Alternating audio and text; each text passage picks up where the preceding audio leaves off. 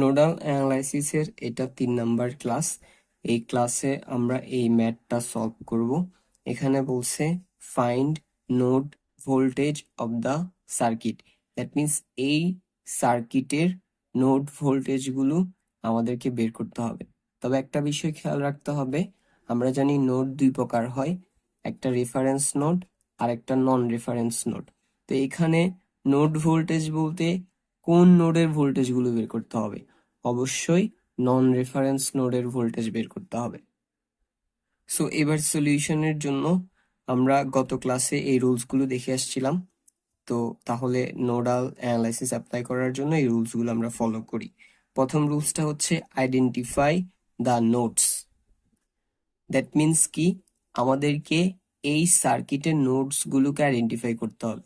তো আমি অলরেডি এখানে এটাকে এইটাকে তারপরে এই পুরো জায়গাটাকে এগুলোকে নোড হিসেবে আইডেন্টিফাই করে রাখছি। এটা কেন একটা নোড? কারণ এই জায়গায় 1টা 2টা 3টা 4টা ব্রাঞ্চ এই পয়েন্টটাতে সংযুক্ত হচ্ছে, দ্যাটস ওয়াই এটা একটা নোড। আমরা জানি 2টা বা তার বেশি ব্রাঞ্চ সংযুক্ত হলে সেটা নোড। তো এখানে 4টা আছে, সো এটা একটা নোড। তারপরে এই পয়েন্টে কয়টা? 1টা 2টা 3টা 4টা ব্রাঞ্চ সংযুক্ত আছে, সো এটাও একটা নোড। তারপরে এই পুরো জায়গাটা, সার্কেল করা পুরো জায়গাটা কিন্তু একটা পয়েন্ট। কেন? কারণ এর মাঝখানে এখানে কোনো এলিমেন্ট নাই, কোনো রেজিস্টর, কারেন্ট সোর্স বা কিছুই নাই। দ্যাটস ওয়াই এটা পুরোটা একটা নোড। কেন? কারণ এখানে 1টা 2টা 3টা 4টা ব্রাঞ্চ এই জায়গাতে সংযুক্ত হয়েছে, সো এটা 3 নাম্বার নোড। তারপরে এই যে পুরো জায়গাটা, এটাও কিন্তু একটা নোড, ঠিক আছে, বা পয়েন্ট। এটা কেন নোড? কারণ এখানে 1টা 2টা 3টা 4টা এই 4টা ব্রাঞ্চ সংযুক্ত হচ্ছে এই জায়গাতে, সেজন্য এটা একটা নোড। আর এটাকে আমরা ধরলাম এটা 4 নাম্বার নোড, ঠিক আছে। সো আমাদের প্রথম রুলসটা অ্যাপ্লাই করা শেষ। এবার দ্বিতীয়টা বলছে select A node as reference node. That means সার্কিটে আমরা টোটাল নোড পাইছি 1টা 2টা 3টা 4টা নোড পাইছি। এই 4টা নোডের মধ্যে যে কোনো একটাকে আমাদের রেফারেন্স নোড হিসেবে সিলেক্ট করতে হবে। তো আমরা ধরলাম এখানের এই যে 4 নাম্বার নোডটা আছে, এটা হচ্ছে রেফারেন্স নোড। আর আমরা জানি রেফারেন্স নোড ইন্ডিকেট করার জন্য এটার সাথে একটা গ্রাউন্ড কানেক্ট করতে হয়, এবং গ্রাউন্ড কানেক্ট করে দিছি, এর মানে আমরা ধরে নিব যে এই নোডের ভোল্টেজের পরিমাণ 0 ভোল্ট, ঠিক আছে। সো দ্বিতীয় রুলস শেষ। এবার 3 নাম্বারটা হচ্ছে give name to non reference node voltage. That means এখানে নন রেফারেন্স নোড ভোল্টেজগুলোকে একটা নাম দিতে হবে। তো প্রথমে আমরা নন রেফারেন্স নোডগুলো দেখে নেই। যেহেতু 4 নাম্বারটা রেফারেন্স নোড, তাহলে অবশ্যই 1 নাম্বার 2 নাম্বার আর 3 নাম্বার এই তিনোটা হচ্ছে নন রেফারেন্স নোড। এবং আমরা যে রুলস দেখে আসছি 3 নাম্বারটা, সেটা অনুযায়ী বলছে যে এই নন রেফারেন্স নোডের যে ভোল্টেজগুলো এগুলোকে একটা নাম দিতে হবে। তো ধরলাম 1 নাম্বার নোডের ভোল্টেজ হচ্ছে V1, 2 নাম্বার নোডের ভোল্টেজ হচ্ছে V2, 3 নাম্বার নোডের ভোল্টেজ হচ্ছে V3, ঠিক আছে। এবার 4 নাম্বার রুলসে বলছে assume the direction of current. That means এখানে যেই নোডগুলো আছে এই নোডের কারেন্টের ডিরেকশনগুলা অ্যাজিউম মানে ধরে নিতে হবে। এবং এটা খুবই ইম্পর্টেন্ট যে এই ধরে নেওয়ার বিষয়টা সম্পূর্ণ আমাদের ইচ্ছা। আমরা আমাদের নোডের এই যে প্রত্যেকটা ব্রাঞ্চ আছে, প্রত্যেকটা নোডের সাথে এই ব্রাঞ্চের কারেন্টের ডিরেকশনগুলো সম্পূর্ণ আমাদের ইচ্ছা অনুযায়ী ধরতে পারবো। এটা সম্পূর্ণ আমাদের উপর ডিপেন্ড করবে। তো আমরা গত ক্লাসে ডিসকাস করছিলাম যে আমরা আমাদের ম্যাথকে সবচেয়ে সিম্পল রাখার জন্য আমরা ধরে নিব যে নোড থেকে সবগুলো ব্রাঞ্চ কারেন্ট বের হচ্ছে। তো আমরা ধরে নিলাম এদিকে এই ব্রাঞ্চের দিকে একটা কারেন্ট বের হচ্ছে, ঠিক আছে।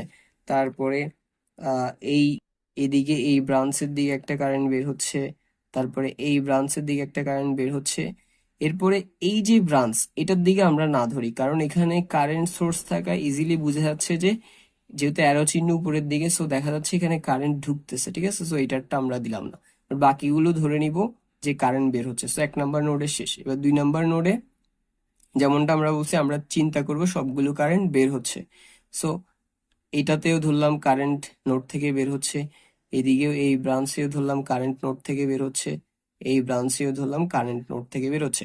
কিন্তু উপরেরটাতে যেহেতু একটা কারেন্ট সোর্স এবং এখানে বোঝা যাচ্ছে অ্যারো চিহ্ন বাম দিকে, সো আমরা ধরে নিব এটা এইভাবে এসে নোডে কারেন্ট ঢুকতেছে। ঠিক আছে, ওকে গেল। এবার হচ্ছে এই 3 নাম্বারে আমরা ধরলাম এই এদিকে যেহেতু আমরা ধরছি কারেন্ট বার হবে নোড থেকে, ঠিক আছে। সো এদিকে এই কারেন্টটা বের হচ্ছে, তারপরে এই এদিক দিয়ে এই ব্রাঞ্চের দিকেও কারেন্ট বের হচ্ছে, ওকে। তারপরে এই যে বাকি এই ব্রাঞ্চটা আর এই ব্রাঞ্চটা, এই দুইটা ব্রাঞ্চে যেহেতু কারেন্ট সোর্স আছে, সো এখানে বোঝাই যাচ্ছে যে এটা দিয়ে কারেন্ট ঢুকতেছে আর এটা দিয়ে কারেন্ট বের হচ্ছে। সো ওই দুইটা আমরা না দিলাম, ওকে। সো আমাদের এই 4 নাম্বার নিয়মটাও হয়ে গেল, আমরা কারেন্টের ডিরেকশন দিয়ে দিলাম। এবার 5 নম্বরে বলছে অ্যাপ্লাই কেসিএল এট ইচ নন রেফারেন্স নোড। ঠিক আছে, অ্যাপ্লাই কেসিএল এট ইচ নন রেফারেন্স নোড। এখানে নোড কথাটা আসে না, বাট নোড কথাটা হবে। দ্যাট মিন এখানে বলছে প্রত্যেকটা নন রেফারেন্স নোডে কেসিএল অ্যাপ্লাই করতে হবে।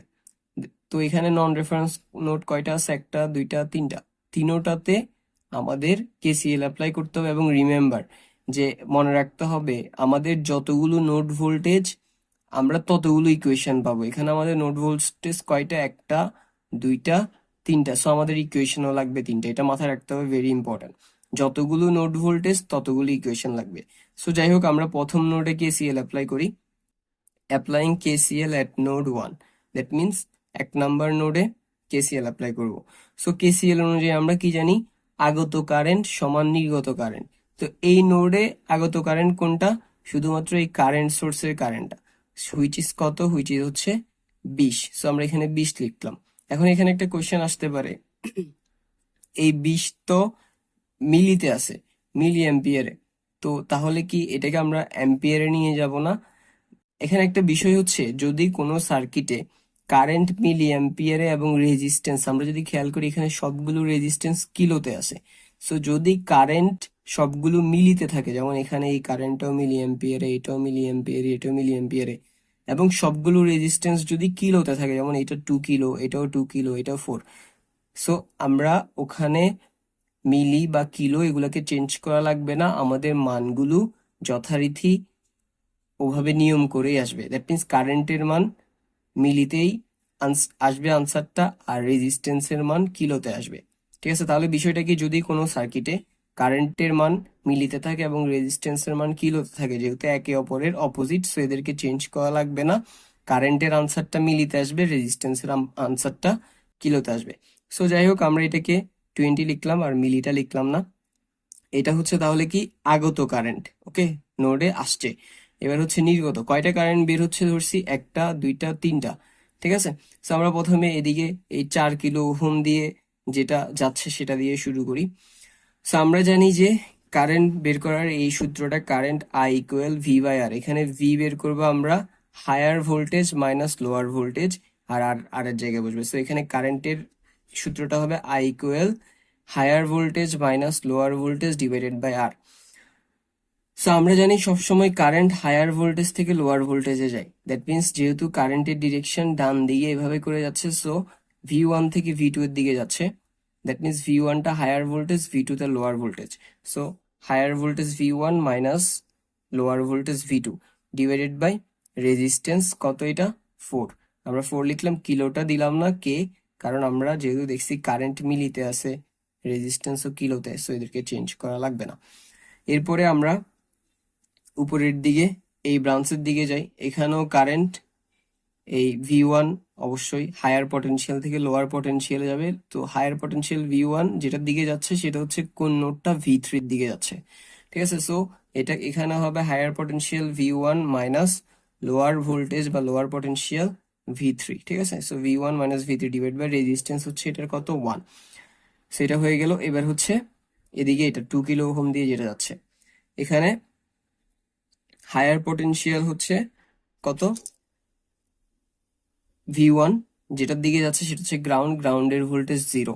So V1 minus minus zero, ঠিক আছে। হায়ার পটেনশিয়াল V1 আর লোয়ার পটেনশিয়াল হচ্ছে zero, so V1 minus zero, এবং এটার রেজিস্ট্যান্স হচ্ছে 2 তার মানে এগুলা সব হচ্ছে নির্গত কারেন্ট সমান এটা হচ্ছে আগত কারেন্ট, তাহলে আগত কারেন্ট সমান নির্গত কারেন্ট। এবার আমরা যদি এটার লসাগু করি, 4 1 2 তিনোটার লসাগু আসে 4। এবার হর দ্বারা ভাগ করি, 4কে 4 দিয়ে ভাগ করলে 1, সে 1কে যদি লব দ্বারা গুণ করি, 1কে V1 দিয়ে গুণ করলে V1 আর V2 দিয়ে গুণ করলে V2, ঠিক আছে। তারপরে আবার হর দ্বারা ভাগ, 4কে হর 1 দ্বারা ভাগ করলে 4ই আসে, সেই 4কে 4 দিয়ে লবকে গুণ করলে 4 আর V1 হচ্ছে 4V1, 4 আর V3 হচ্ছে 4V3, মাইনাস মাইনাসের মতো বসছে। এরপরে আবার এই 4কে হর দ্বারা ভাগ, 4কে 2 দিয়ে ভাগ করলে আসে 2, সেই 2 দিয়ে লবকে গুণ, সো 2 দিয়ে V1 কে গুণ করলে 2V1 আর 2 দিয়ে 0 কে গুণ করলে তো 0, সো এটা আমরা লিখলাম না। তারপরে পরবর্তী লাইনে আমরা যদি 4 and 20 আর এই 4কে ওইদিকে আর গুণ করলে 20 সাথে গুণ হবে, সো 4 into 20 80, ঠিক আছে। এরপরে এখানে এই V1 প্লাস এই 4V1 and 2V1, that means 1 plus 4 equal 5, 5 plus 2 equal 7, so 7V1। তারপরে এখানে একটা V2 আছে, সো মাইনাস V2, এরপর হচ্ছে V3 হচ্ছে মাইনাস 4V3, এটা হচ্ছে আমাদের 1 নাম্বার সমীকরণ। এবার 2 নাম্বার নোডে আমরা KCL অ্যাপ্লাই করব, সো তার জন্য applying KCL at node 2, so যেমনটা আমরা জানি আগত কারেন্ট সমান নির্গত কারেন্ট।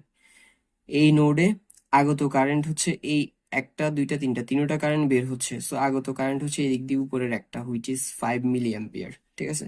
সো আমরা এই যে আগত কারেন্ট 5 মিলি অ্যাম্পিয়ার লিখলাম, এই যে 5 মিলি অ্যাম্পিয়ার ইকুয়াল এদিক দিয়ে নির্গত কারেন্টটা লিখব, সমান চিহ্নের বাম পাশে এগুলো নির্গত কারেন্ট, এটা আগত কারেন্ট, সো আগত কারেন্ট সমান নির্গত কারেন্ট। সো নির্গত কারেন্ট গুলো দেখি।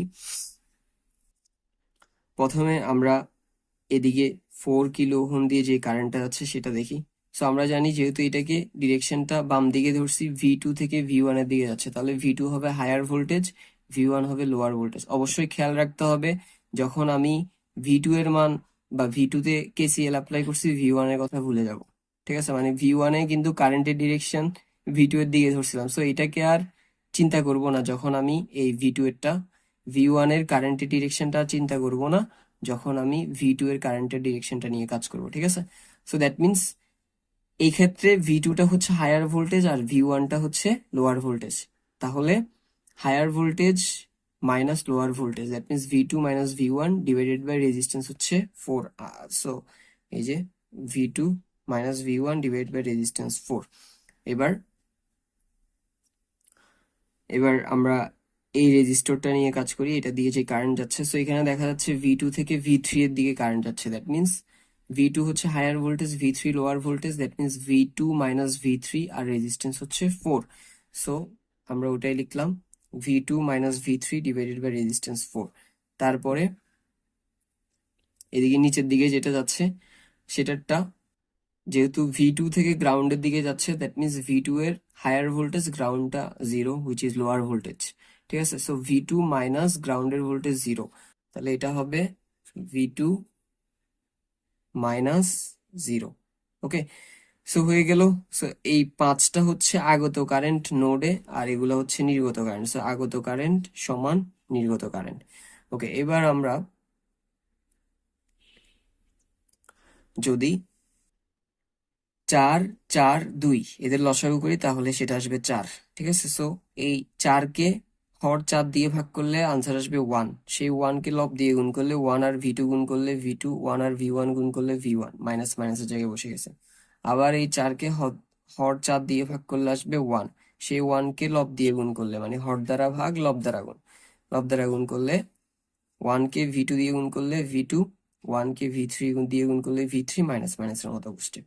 তারপর আবার এই 4কে হর 2 দিয়ে ভাগ করলে আসবে 2, সো ওই 2 দিয়ে লব দ্বারা গুণ, সো 2 আর V2 গুণ করলে আসবে 2V2, ঠিক আছে। তারপরে 2 আর 0 গুণ করলে আনসার 0 আসবে, সো ওটা আর লিখলাম না। এরপরে 4টাকে ওদিকে আর গুণ করলে 5-এর সাথে গুণ হবে, ঠিক আছে। আর এটা গুণ করলে আসবে কত, 4 5 20, আচ্ছা এটা 5 না, এটা আসবে 20, ঠিক আছে। তারপরে এখানে এই যে এটা হচ্ছে -v1, সো -v1 লিখলাম। এরপরে এখানে এটা একটা v2, এখানে একটা v2, এখানে দুইটা v2, সো একটা একটা দুইটা দুইটা দুইটা চারটা, দ্যাট মিনস এখানে হবে 4v2। তারপরে এই জায়গায় একটা v3 আছে, সো -v3 ওটা লিখলাম। তাহলে এটা হচ্ছে আমাদের 2 নাম্বার সমীকরণ। এবার সো 2 নাম্বার নোডের কেসিএল অ্যাপ্লাই শেষ। এবার আমরা 3 নাম্বার নোডে কেসিএল অ্যাপ্লাই করব। সো এখানে আগত কারেন্ট হচ্ছে দেখা যাচ্ছে শুধুমাত্র এই এদিকে 10 অ্যাম্পিয়ার, সো আমরা ওটাই লিখলাম, আগত কারেন্ট 10 অ্যাম্পিয়ার ইকুয়াল এদিকে নির্গত কারেন্ট। সো নির্গত কারেন্টে আমরা যদি প্রথমে এই 4 কিলো দিয়ে যে কারেন্টটা যাচ্ছে সেটা, সো এখানে কারেন্ট যাচ্ছে ভি3 থেকে ভি2 এর দিকে, দ্যাট মিনস ভি3টা হচ্ছে হায়ার পটেনশিয়াল, ভি2টা হচ্ছে লোয়ার পটেনশিয়াল, দ্যাট মিনস ভি3 মাইনাস ভি2 আর রেজিস্ট্যান্স হচ্ছে 4, সো ভি3 minus V two divided by resistance 4। এরপরে এখানে এই যে উপরে এই 1 ওহম দিয়ে যে কারেন্টটা যাচ্ছে সেটা, সো এখানে দেখা যাচ্ছে ভি3 থেকে কারেন্টটা ভি1 এর দিকে যাচ্ছে, তাহলে এটা হবে ভি3 minus V one, so higher potential যেহেতু ভি3 থেকে যাচ্ছে, ভি3 হায়ার পটেনশিয়াল আর ভি1 লোয়ার পটেনশিয়াল, ভি3 minus V one divide by resistance 1, so ওটাই লিখলাম আমরা, ভি3 মাইনাস ভি1 ডিভাইডেড বাই 1। আর এটা থেকে একটা কারেন্ট বের হচ্ছে কারেন্ট সোর্সের, হুইচ ইজ কত 5, সো আমরা ওটাও লিখলাম, এই যে 5। তারপরে এখানে 4 and 1 এর লসাগু আসে 1, 4 কে 4 দিয়ে ভাগ করলে 1, সেই 1 দিয়ে ভি3 কে গুণ করলে ভি3, ভি2 কে গুণ করলে ভি2, মাইনাস মাইনাস জায়গায় বসে গেছে। তারপর 4 কে 1 দিয়ে ভাগ করলে 4, সেই 4 দিয়ে ভি3 কে গুণ করলে 4v3 এবং ভি1 কে গুণ করলে 4v1, মাইনাস মাইনাসের জায়গায় বসে গেছে। তারপরে 5 এর নিচে এখানে কত আছে 1, সেই 1 দিয়ে 4 কে ভাগ করলে 4ই আসবে, সেই 4 এর সাথে 5 গুণ করলে 4 5 20, ঠিক আছে। আর এদিকে 10 এর জায়গায় বসে গেছে।